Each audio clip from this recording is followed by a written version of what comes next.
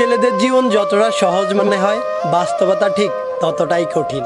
সবার চোখে একটা ছেলে যতটা স্বাধীন, বাস্তবে একটা বয়সের পর সে ঠিক ততটাই পরাধীন। একটা ছেলেকে কখনোই দায়িত্ব শেখাতে হয় না।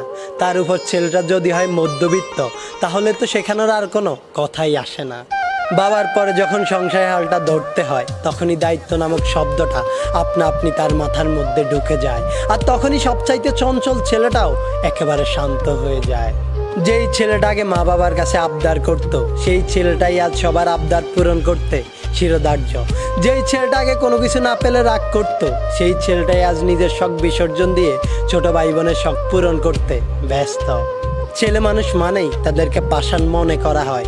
সত্যিই কি তাই, নাকি তাদেরকে পাষাণ হতে হয়? সত্যি বলতে ছেলে মানেই পাষাণ নয়, কষ্ট ছেলেদেরও হয়। একটা মেয়ে চাইলেই কান্না করে তার মনের কষ্টগুলো সবাইকে বলতে পারে, কিন্তু একটা ছেলে চাইলেই তা করতে